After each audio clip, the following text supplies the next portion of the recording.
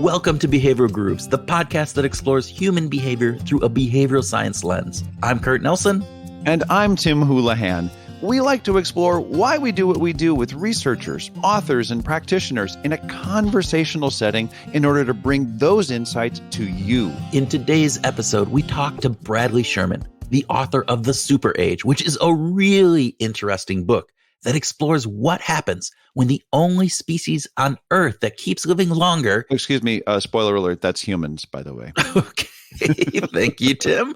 So when the only species on Earth, us humans, that keep living longer end up having more people over the age of 65 than below it. Yeah, we were totally amazed by the conversation we had with Bradley, in part because of some of the remarkable implications that come from having an older population. Yeah, implications like what happens to the workforce and healthcare and jobs and the economy. I mean, Tim, what happens when we have a whole generation of people getting wealthier in the stock market, but not doing any real work?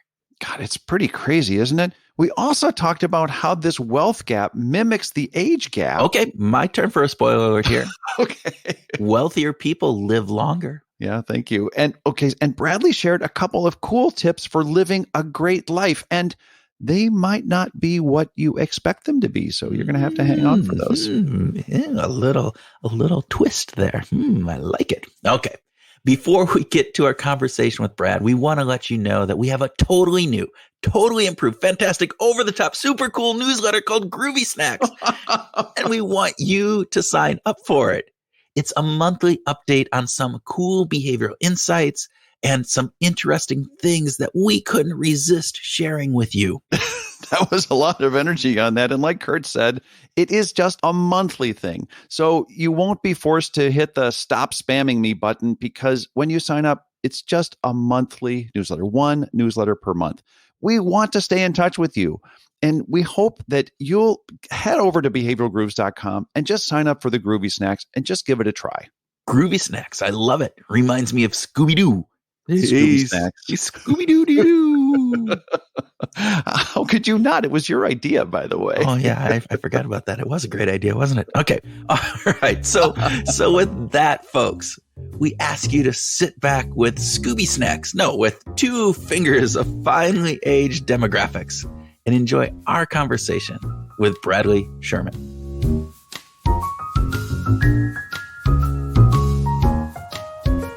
Bradley Schurman, welcome to Behavioral Grooves. Thanks for having me, guys. Hey, we are excited to have you. As always, we'll start with a speed round. So, coffee or tea, which is the preferred drink for you? Iced coffee. Iced coffee. Ooh, very Iced coffee. particular. With a little coconut milk. Ooh, all right. That's pretty specific. Yeah, it's my morning drink. All right. Oh, it is? Okay, so you do this every day. Do you have a particular brew that you like? I have an espresso machine, which is God's gift to the, well, not God's gift to the planet, God's gift to me. Terrible for the planet. But a double espresso over ice with a little coconut milk, a Roy D coconut milk, which is very hard to find, but it's delicious. Wow. Okay, yeah. Would you prefer to have dinner with your favorite athlete or favorite musician? Musician, 100%. If you had to choose one musician, who would that be? It would have to be somebody like Tony Bennett. Oh. Well, you don't even have to say like Tony Bennett. You could just say Tony Bennett. Well, I say like Tony Bennett because Tony is obviously in a state of mental decline right now. And I say like him because there are a few musical artists alive today that have had this kind of lived experience that can not only tell me about the past, but can also tell me about the present. Yeah. And that are so open to straddling generations. You know, I mean, him and Lady Gaga's collaboration, that's a 60-year age difference. Yeah. I mean, that's pretty spectacular. Yeah. So somebody like Tony Bennett, for sure. Okay. So Betty White just passed away as we are recording this, which is a tragic loss. But was Betty White better in the Mary Tyler Moore Show or in Golden Girls? Well, I grew up on the Golden Girls. I was going to say, I thought you might like the Golden Girls. I'm partial. She was great on Mary Tyler Moore, but I watched those in reruns on Nick at Night. I watched the Golden Girls in real time as a little gay boy. And that show was so subversive and so prescient. And It's one of those things that it's kind of like we know the episodes, we know what they say, and we really love her as a character. And she was something. And the way that character was written was special. There won't be another one like that ever. That is true. And the way that you talk about that, this idea that it seems like this really wholesome kind of thing, but it was really a subversive show. I mean, people forget that not only did they actively talk about homosexuality, but there was a gay character in the first couple episodes that was written out. Yeah. Oh, yeah. I don't remember that. Yeah. He was like a houseboy for them. But written out, was it too taboo? I think it was too taboo for the time. They went over the line, so they had to pull back to the line. Mm-hmm. Bravo for them for doing it, though. Yeah, amazingly forward thinking to have somebody who was essentially openly out on a show, but also the prescience of that show really should be embraced as kind of getting us to this new period that we're in. Because early on, we're thinking, oh, there's these 4 women living together, and they're kind of having this fabulous retirement in Miami, and they all seem so happy. They're dating, they're cool, they're fun. But by the end of it, they're starting to show the fractures in our system. There's conversations about ageism, about the inability to find a job. There's talks just about kind of mental decline and the lack of savings that women have, in large part because their husbands did a bad job at, making money and putting it away. It was a really, really important show. And I don't think we gave it credit for its wittiness and its banter, but when you look at the real sociocultural pieces that sit there, it was revolutionary. I'm going to go back and re-look at it. I have to admit, I just thought this was a clever sitcom, but okay. I can't tell you how many times I've watched it. So picking apart those pieces. And I actually watched it. It was one of my few releases when writing my book was to watch that show, just because it was something that was constant. I wrote the book during the pandemic, and occasionally you just needed a hug from something familiar. Yeah. And that was that hug occasionally. That's a good question, Kurt. Well, here's our 4th speed round question is, in Japan, are there more diapers produced for babies or for older adults? It is for older adults. And it's been that way now for, almost a full decade, I think we're coming up on. Yeah. Japan is the first super-aged country in the world. And for folks who don't know what that term means, it means that at least 1 out of 5 people are over the age of 65. But there are other components to this. People in a super-aged society tend to live longer on average than most. So there are people living well into their 80s, 90s, and even 100 plus years. In a country like Japan, even the United States and most of the developed world, the 85 plus population is now the fastest growing demographic on the planet. Oh my gosh. Yeah, it's astonishing. Yeah. So there are realities that come with getting older, and sometimes they're unpleasant ones. But there are also realities to a world where people are having fewer babies. You just don't need enough diapers. You just don't need as many bottles. You just don't need as much formula or cribs or strollers. But you need a hell of a lot more walkers for the oldest old, or the ones that are most feeble, or wheelchairs. I mean, it's just part of the shift in what we're making and what we're experiencing as people. Yeah. And we'll get into that. I have one last speed round question for you. And I just want to, I want to know this one. So has the first person who will live to be 150 years old already been born, in your opinion? We believe so. Yeah. It's pretty well held belief now amongst demographers and those in the scientific community that the first person alive is going to make it to 150. And that's through so many different interventions that reality is going to be true. The oldest woman to live on this planet that we know was a French woman who died a few years back, and she lived to be 122, if memory serves. Okay. So this woman would have been born before 1900. Yeah. Wow. So when you start thinking about the context of time here, your mind starts to explode. So the first person born to be 150 today was probably born in the last 25 years. Yeah. And getting to 150 is going to mean that they're going to live into 2125. Oh my gosh. Yeah. Now wrap your head around that for a minute. No, yeah. And then let it explode. I mean, when you think about time and the time that we know as human beings, and the fact that we are extending life at a pretty good clip, it's nothing short of revolutionary. People will say, man's greatest achievement was getting to the moon. No, man's greatest achievement was preventing kids from dying and extending life. Yeah. I mean, that's remarkable what we've done in that regard.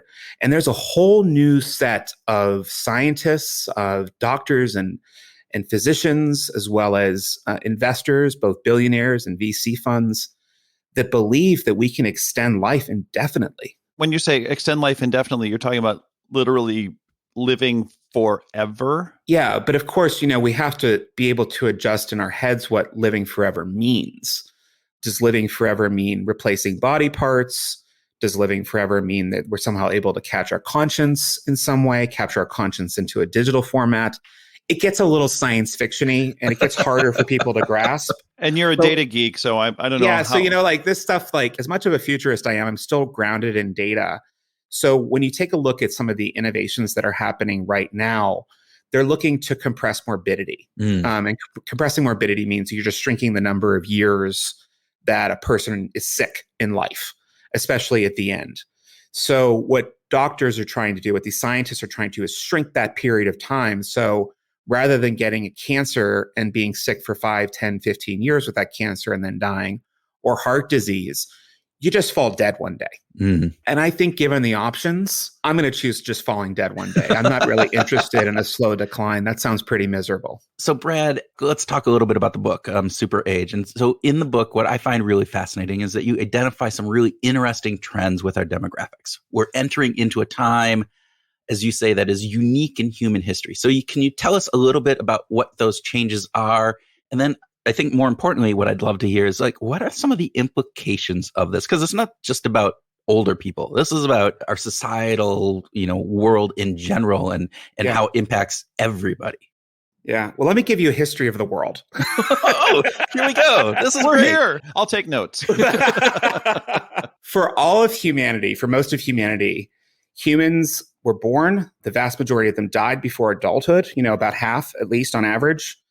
Our average life expectancy was around 30 to 35 years, depending on what period of time. This didn't mean that people didn't live long lives. There were people that did. In fact, some very notable people like Benjamin Franklin here in the United States, who lived until he was about 84. Life expectancy is averages. Okay? And most of our problem with life was at the front end. Incredible high levels of mortality for young people. 1 out of 4 children on average would die before the age of 1. 1 out of 3 before the age of 5. Oh, wow. And nearly half by the age of adulthood, which is, 16 to 18, depending on what culture you live in. That all began to change during the Industrial Revolutions. And we've had 4 of them so far. The first one starting in 1760. This is where people start moving from the fields into the cities. This is when we create innovations that actually end up creating new problems to be solved. The big push, though, where things really started moving, happened in the Second Industrial Revolution, which started around 1870. In this period, which lasts till just before or just at the start of the First World War, we put a lot of energies into fixing some of the problems that ailed a newly urban society. We focused on waterborne diseases. We focused on food production and quality, making sure that people could trust the food chain, the food supply chain. We started developing vaccines. All of this stuff started happening at this time. And what happened was the infant mortality rate collapsed. So in 1914, personal story, my grandfather's born. He's born on the coal fields of Western Pennsylvania, the poorest of the poor. So those statistics that I mentioned, he had less than a 50% chance of making it to adulthood. I mean, he should have died by all measures because by the age of 14, he was in the mills. Well, prior to that time, he could have been in the mills even earlier than that. But through social innovation, we pulled those kids out of the mills. We pulled them out completely. We allowed them to go to school. So going to 14 was revolutionary for him. He survived, went to war, came home, built a middle class life for himself. So most of our history has been focused on fixing youth mortality, okay? But in fixing youth mortality, a couple different things happen. The biggest one is our population explodes. So in 1900, global population is roughly 2 billion people. In 100 years, our global population is nearly 8 billion people. quadrupled over a very short period of time. Yeah. So a lot of disruption has happened in that period. But more so, I think, for this book is that society starts to catch up very quickly. Our birth rates drop precipitously, in large regard because of economics, because of education. Women start realizing that they don't need to live a traditional lifestyle. They can go to school, have an education, become self-empowered, gain the right to vote, do all these things that men have been able to do for a long period of time. They don't have to be in the kitchen. They don't have to be tending to a house. They don't have to be a machine that makes babies for the economic survival of a household. There's also some scientific side to this too, in the sense that, at least in the West, men's sperm counts have been dropping for some period of time now. So there's an overall question of what fertility looks like. All of this comes together, this decrease in birth rates, the survival rate increase, to create a world that's vastly older than it ever has been before. And as you get older, your likelihood of living longer actually increases. So, if you take a look at the boomers started being born in 1946. A total of 76 million of them were born. Okay. 70 million of them are still alive today. Yeah. Like, that's pretty shocking. And that means that there are all these new strains on our system that didn't exist before. So all this social engineering was happening on the low end of life around children. We were also tinkering with the end of life too. We were building Medicare, we were building Social Security, all to kind of solve for older populations. Well, now things have kind of gotten discombobulated here. And we have all of these older people, fewer younger people. So our populations, which used to look like a pyramid with a lot of kids at the bottom, very few older people at the top, has squared off in many countries. So they look like a column or a square or, some type of square-like shape. And at some point, they're going to start to invert, meaning they're going to be like an upside down pyramid. They're going to look like a top, as they do in Japan today. And that's not a bad thing. Right. There's no preordained number of people that need to live on the planet. And I think most of us can agree that today we're probably a little overstretched, certainly with environmental change that's sped up in recent years. There's nothing that says we have to have 8 billion or 10 billion or 2 billion people living on this planet. But it does have implications for the market. It does have significant implications for how we allocate resources. It does have implications for how different generations get along with each other or don't. And it has geopolitical, believe it or not, geopolitical implications too. Because in virtually all of the industrialized world, 3/4 of G20 countries, the birth rates have gone below what's commonly referred to as replacement rate. Mm-hmm. There are only 2 places in the world where we can find consistent birth rates above replacement rate. And those are in sub-Saharan Africa and in parts of Latin America. But virtually everywhere else in the world, birth rates are below replacement rate. In the US, we've had, up until 2020, we had 6 years of population birth rate decline, with 2020 being our lowest ever. Wow. In the history of the United States. Wow. Wow. And while 2020 was an improvement, it only improved by 0.1%. Oh. So you're not talking about something seismic here. 2020 also was the first year that China recorded a population contraction since 1959. Okay. Even with their one-child policy. Well, that's why the population contraction has occurred. Yep. They artificially contracted, and there's generally held belief that once your population starts to shrink, or once your birth rates start to contract, they don't expand again. There's been a lot of attempts for countries to socially engineer their way out of this with varying degrees of success, but nobody has gotten back to replacement rate. And I would say that if there's any countries that have done the most admirable job of trying to fix this, it's France and the Nordic countries. And their birth rates are similar to the United States. So, you hear a lot of people complaining about how awful it is to have a kid here and how there's no support and there's no finances. Well, take a look at the Nordic countries. Take a look at France, where there's this incredible amount of support. They're not doing any better. So it's not just a question of what levels of support exist. It's the fact that there's been a fundamental change in how we think about children and whether or not to have them. my grandfather and his 7 brothers and sisters were born, A, because there was no birth control, certainly nothing reliable. They were in a Catholic family, so the idea of any type of family planning outside of have more babies was not something that they That was the plan. That was the plan. Family planning was have more. Yeah, exactly. My great-grandmother wasn't educated at all. So this was what she did. She knew her role, quote unquote, knew her role. That's changed dramatically. And, once we solved for infant mortality here in the US and Europe, we quickly began exporting it to places in the developing world too. It became the mission of the West to solve for these crises. And what that has caused now is countries to become old before they become rich. Their birth rates have plummeted before they really become wealthy Western nations. So they don't have pension systems. They don't have strong healthcare systems. They're struggling. And it's places that you'd find really shocking. One of the super age countries that everyone kind of gasps at when I mention it is Cuba. Yeah. Yeah. They say, what? And Brazil. And people say, no, that's impossible. No, it is possible. But also countries that are in the transition right now, places like Vietnam and Thailand. And it's so funny when I talk to my Australian colleagues who, that's vacation land for them. That's where they did their backpacking years. And I say, would you ever think of either of those countries as particularly old? Well, no, there's kids everywhere. No, there aren't. Right. And I think that gets to another prevailing theme in the book is that because of urbanization, because of these other trends, our eyes are really fixated on cities. And cities, for the most part, have remained relatively young places to be.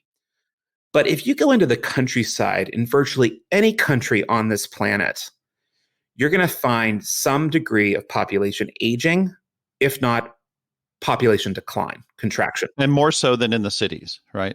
100%. Yeah. So in the book, I call it canaries in the coal mine.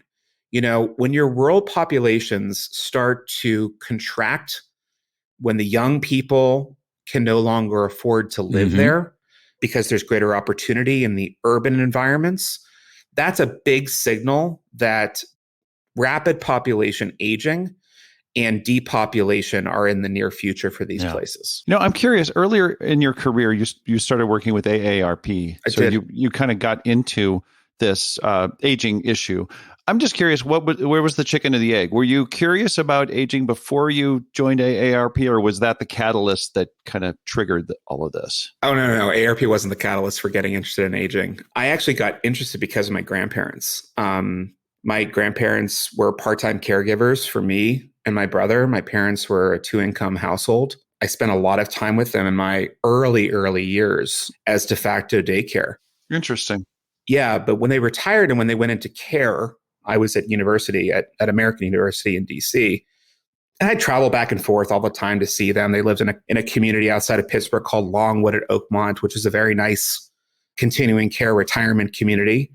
And as I would drive between Pittsburgh and DC, I'd notice as I got to the center of Pennsylvania, the population become a lot older, a lot whiter, a lot poorer. And most of these older people that I saw were engaged in some type of work, paid work, whether it be fast food or, convenience store, pumping gas, or even cleaning toilets, little old men, little old ladies in that kind of classic definition, hunched over, very gray, very worn, were doing jobs that were hard. And I thought to myself, what is going on here? And it was just something I couldn't get out of my head. So I got into it, because I thought my grandparents' experience in long-term care was mixed at best. And these are people that saved their entire lives, had a fairly comfortable retirement, certainly could afford world-class care. I thought they had a mixed bag in terms of care at the end of the day. So I thought, from a social kind of welfare, for social justice point of view, what happens to people who don't? Yeah.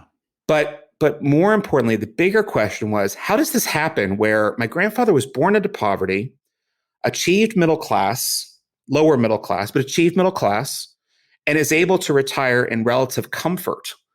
And these folks who are likely born into similar economic conditions could not. You bring up in the book a really interesting idea, which is that, and I'm going to quote you here. It says, you said that success in old age has almost always been tied to one's economic situation. It's kind of what we're talking about here. Sure. I would think that has changed given pensions and Social Security and all of that. But you argued that it hasn't really, that it's still relatively, the wealthier you are, the better, more likely you're going to age successfully. Is that true? Yeah, that's exactly true. Part of your success in old age is what you start with, because wealth is multiplied over time. Health is multiplied over time. And the converse is true too. If you don't have wealth, you achieve it slower, if not at all. If you have kind of major conditions, especially considering the state of our current healthcare system, it can hobble you or bankrupt you overnight. And it's very hard to get back on your feet if you can at all. It's also one of those things that it builds over time. So we talk about inequality a lot these days. That's a conversation point nearly everywhere. And it's an important one because wealth begets wealth. So when my grandparents passed away, they were able to pass some wealth to my mother and to her brother. My mother and her brother were then able to grow that wealth into some more wealth, and they're going to pass even more wealth to me. Well, because of that, I'm able to eat well. I'm able to keep a roof over my head. I have greater security. If something happens, there's a safety net. There's a slush fund of sorts. Right. Well, if you don't have that luxury, and then I'm going to be able to live long. So my grandfather lived to be almost 91 years old. I fully anticipate that my mother, who's strong as an ox, my father too, are going to live well into their hundreds. I'll probably live around that. I mean, even statistically today, I have a greater than 50% chance of living until 95. Wow. Statistically, just because of race, economics, health outcomes, healthy behaviors. Like, it's pretty good odds. But I'll tell you, if you look across any other economic group, and economics are largely tied to race, let's be abundantly clear here. The richest rich and the poorest poor nationwide now have about a 20-year plus longevity gap, meaning that somebody of wealth gets to live an extra 20 years on average than somebody who's poor. Wow. Okay. Now that's 20 years on average across the country. That means that there's even greater variation. Right. And it often shows up in the strangest places. But again, it's intimately connected to race. It's intimately connected to gender too. So as a white, gay man, cisgendered man, we actually earn the most in the country now. But that doesn't mean we live the longest. Asian women on average live the longest. And the people who earn the least and live the shortest lives are trans women of color. And in a city like Washington, D.C., which is my adopted hometown, there's a nearly 27-year life expectancy gap between the richest rich and the poorest poor, the richest white person and the poorest black person. In New York, it's roughly 27 years as well. In a place like Chicago, and I'm sure you're picking up on this. This all correlates to historically segregated cities. Chicago, it's nearly 31 years. Wow. That's just in Chicago. So, and that's not the worst of it. It gets worse. God, well, lay it on us. We're all adults. So, highest life expectancy in the United States today is a tiny little village in North Carolina called Farrington Village. And in Farrington Village, the life expectancy at birth now is 97 years. Wow. Go cross country to the reservation in Oklahoma, Stillwell. Life expectancy there is 56. Oh my gosh. 41 years. So we're talking about a 2-generation life expectancy gap between those two places. So when you think about it, and this is what kind of boggles my mind, how people don't see what's literally right in front of their eyes. For me, it's everywhere. Of course, it's my business. But if you look around, if you just open your eyes a little tiny bit, you're going to see how this demographic change affects everyone and everywhere.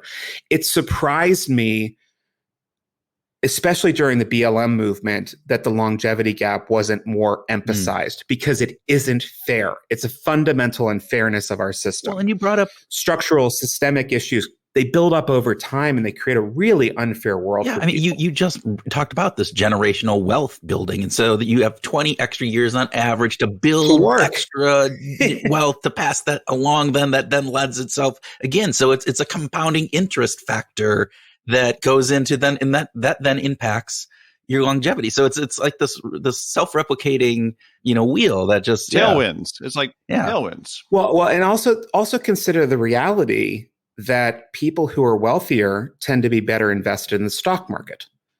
The stock market has done incredibly well. So you have a whole generation of people now, these boomers, that are essentially making money while not working, earning money while not working. And if I've heard one person say it, I've heard a dozen. They can't believe how much money they're making just by their money sitting in the market. Yeah. And when you think about the levels of work that people have to get to achieve any sort of wealth today, it's nothing short of shocking that this is okay. Yeah. Something I reflected on when I was reading the book was my own experience with people who are aging, my grandparents, their siblings, their, my great aunts and uncles, that sort of thing. And until actually, there has been no one in my direct line of family who has been in any kind of a care facility. Everyone has convalesced with family members. And I'm wondering if you have any thoughts about the differences in what was happening when people were growing old in the 50s, 60s, 70s, 80s versus growing old today. And in the infrastructure perspective of families taking people in versus paid facilities to do this. Now, there's been a kind of an ebb and flow. It does tack to wealth again. So, and I'm speaking in generalizations here, so bear with me when I say these things.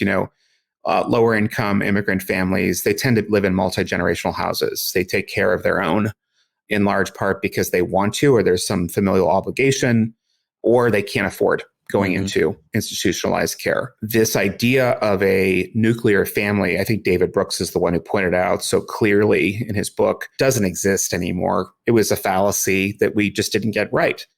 So the only people that really live in that type of setting anymore, a nuclear family, tend to be those who have a lot of wealth, because that wealth can be then used to bring in the services that family members would have done anyway.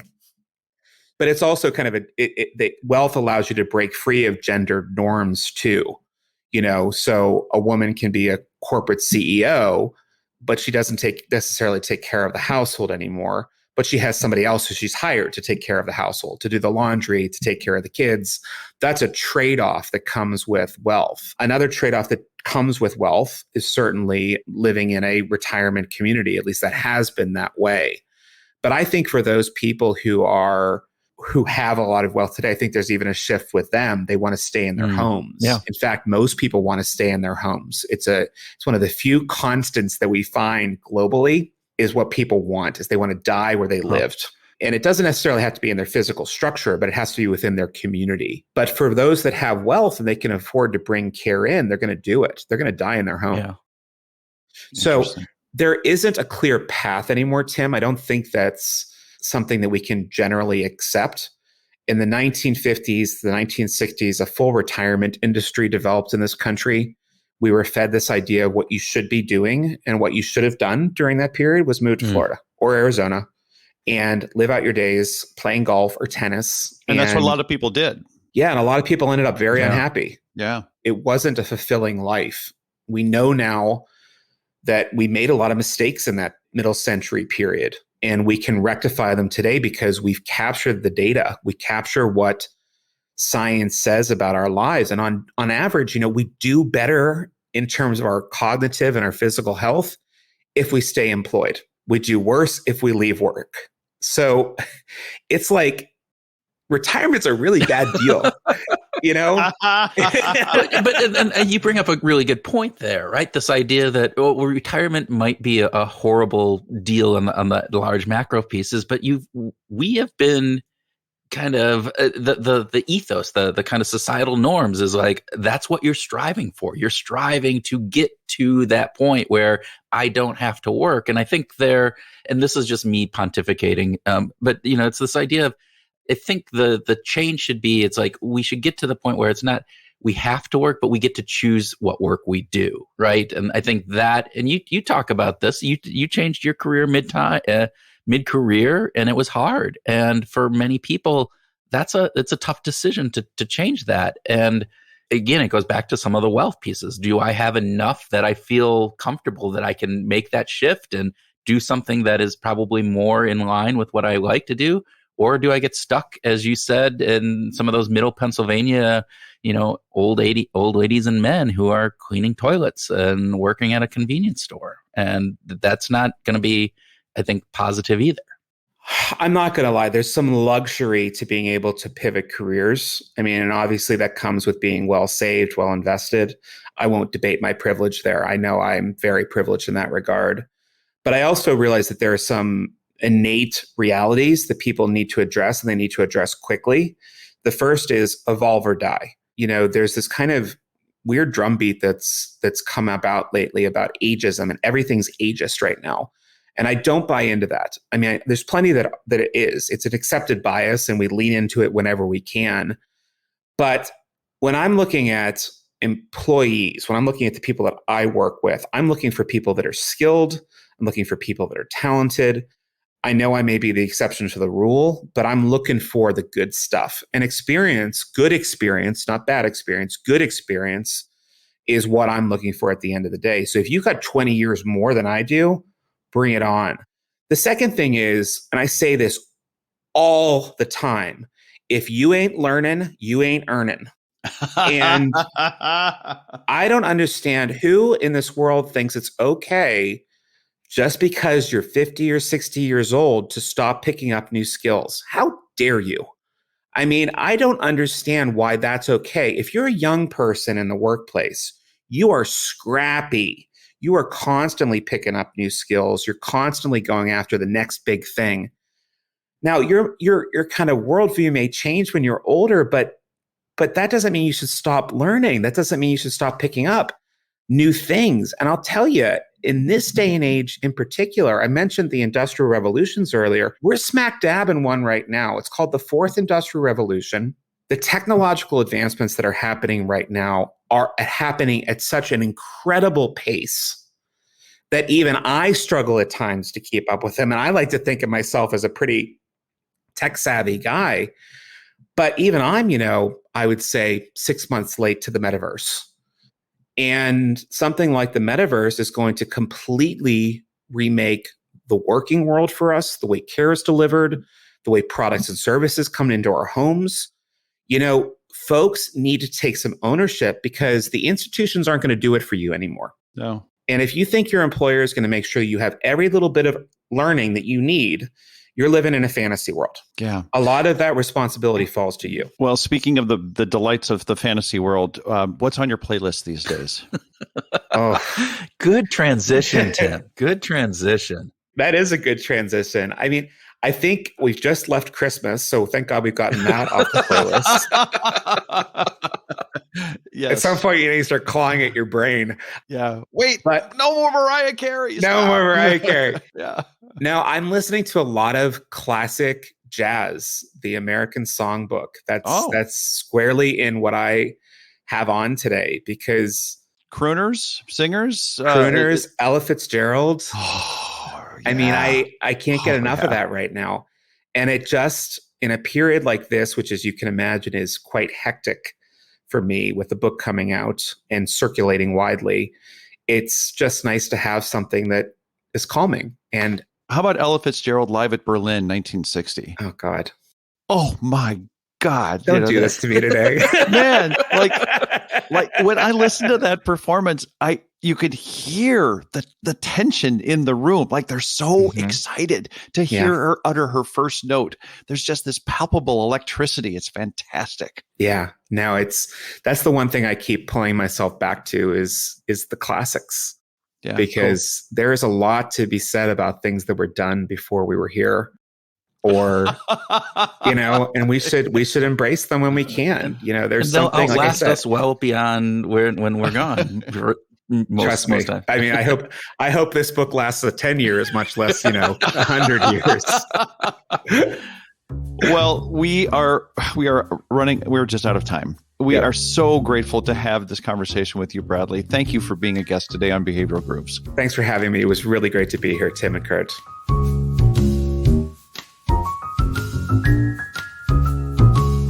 Welcome to our grooving session where Tim and I groove on what we learned from our discussion with Brad, have a free-flowing conversation, and talk about whatever else comes into our aged and wise old brains. Wow. Well, they're certainly going to be a lot older, hopefully wiser. I don't know about wise, but they're certainly going to get older. Well, they're already old. I mean, you and I have, combined, we're over 100. If we think about that, we might be, we're not going to be that first person to get to 150 because we're out of that little, window of operation. However, your kids and my kids, they might be in that they might be that person that lives to be 150 years old. It's a pretty amazing idea, isn't it? To go that far in life. And think about that. So you mentioned this idea. Yeah, we're getting older, but are we getting wiser? That is, I think, a whole big question that we didn't even get into with Brad that we could have definitely done because, at some point, and this is an interesting piece, this idea that if you're not learning, you're not earning, as he said, this idea that you need to constantly learn. And particularly as we get older, the thing about learning new things is that people go, oh, it's too hard. I'm so set in my ways and different aspects. But to be wise, to really take that information and all of the wisdom that you already have accumulated over the years, you got to keep learning. You got to be able to leverage that with new information, with new insights, with new thoughts. Now, my personal opinion. Well, where else? What is quality of life if you're not actually doing or thinking or somehow processing something better today than you did the day before? Well, because I can sit back and relax and have my money in the stock market and just feel rich and buy all those little, doodads that make my life better and make sure that nothing gets in the way of that, regardless of what that means for anybody else. There you go. Well, say what you want about status quo bias, but I think it would get boring if your day-to-day was literally doing the same thing. Now, you're also talking about if you, in this imaginary future state, if you were buying things on a regular basis, that would be adding something to your life. I don't know how much value there is in that. I'm not going to get into the value judgment of that, but you'd be adding these doodads. Is that learning, though? That's the big piece. Well, is that taking where we are and learning and going to the next level? And that, I think, is a really, good, regardless of where you are in your demographic aging, right? If you're 15 years old, if you're 30 years old, if you're 45, if you're 60, you need to constantly be figuring out what you can learn, what old information needs to be updated. That, I think, is the hard part because we get stuck in our ways and we go, oh, but this is the way it is. We see this so many times in corporations that, they start off great. They're doing all this fantastic stuff. And then cultural norms fit in. And all of a sudden, our ways of thinking get stuck into these ruts. It's not a groove, it's a rut. And then it becomes this, death cycle. So, well, I want to go back to this idea of living a long life. Okay. And one of the things that really struck me about this idea of living to 150 years old, Bradley sort of implied it might not be with all your original parts.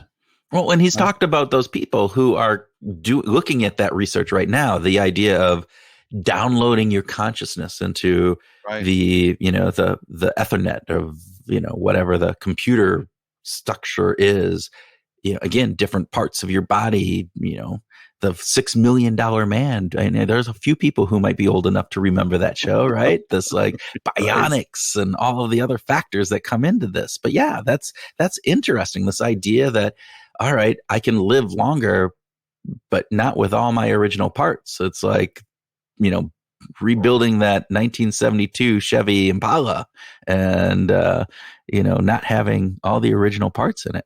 So, and that reminds me of the myth of Theseus. Okay. So what is the myth of Theseus, Tim? Because I am unaware of this myth. So Theseus was I think he was a Greek sea captain, and he had a ship, right? And so he would take his ship, and he was a very successful captain in the war, but the ship would get beat up and battered at in battles. And so he would bring the ship back to a particular shore and take off the battered up timbers, throw them on the shore, and bring new timbers on and replace them.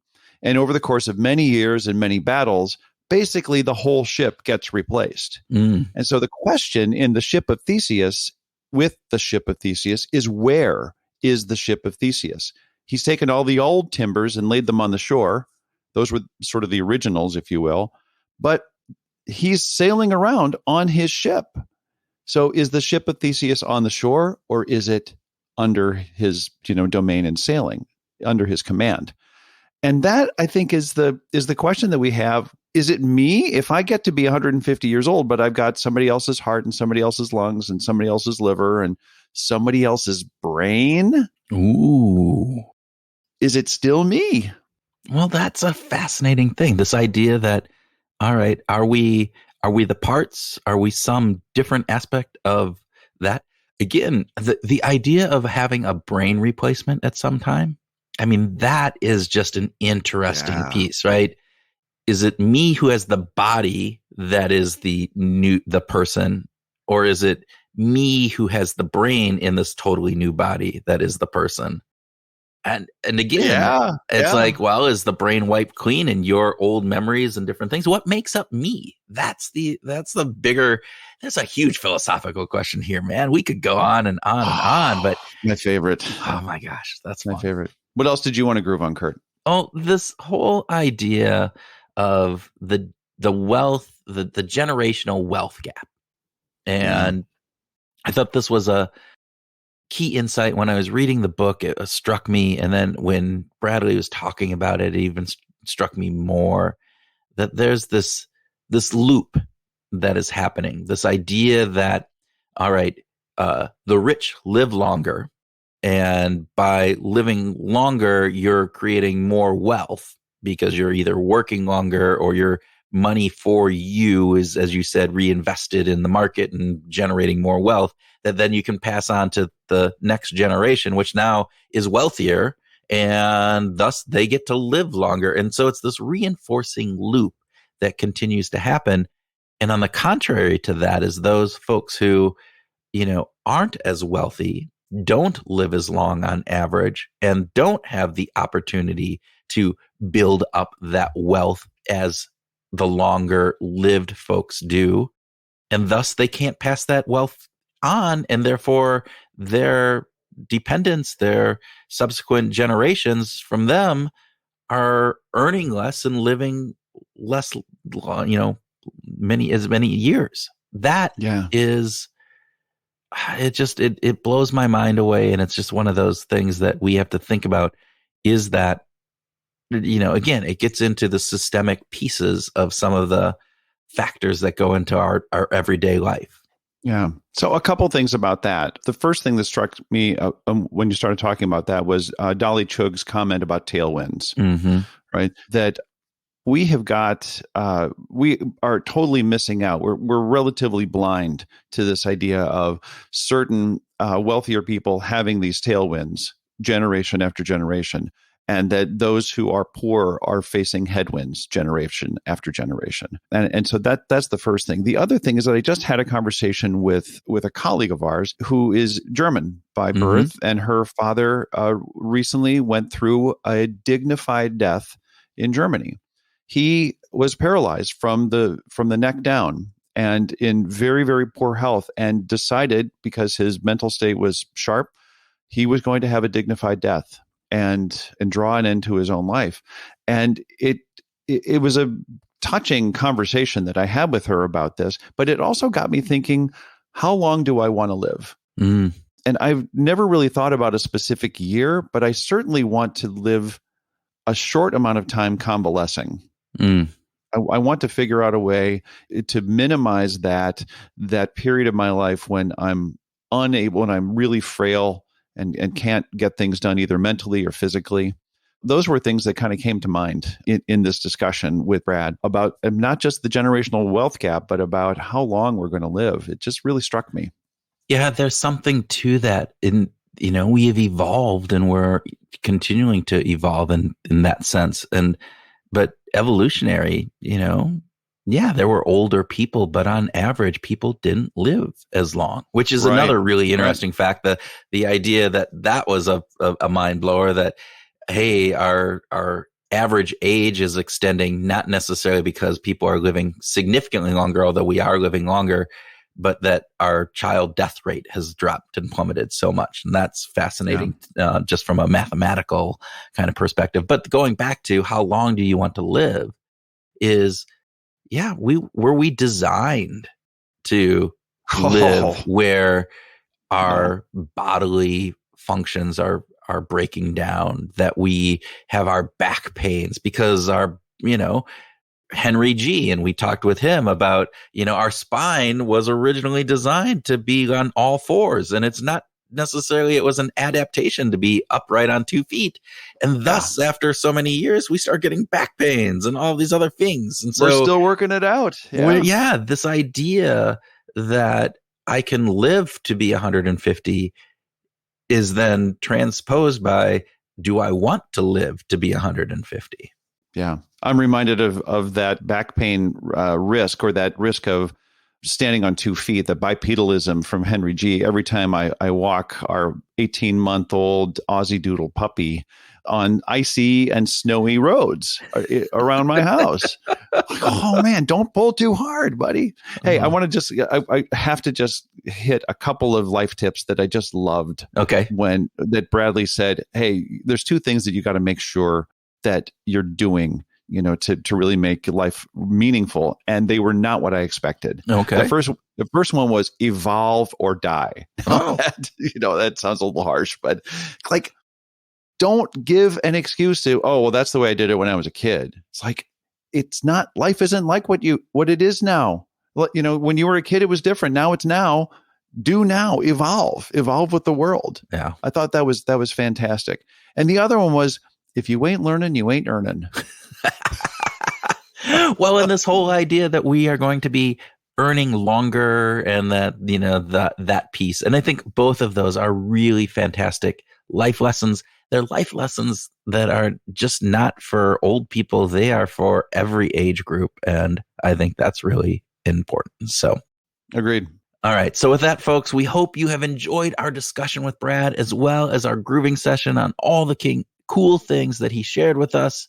And if you did, we would appreciate it if you shared the episode with somebody, maybe that recently retired friend, or your uncle, the uncle that doesn't believe in conspiracy theories, right? All right. Right.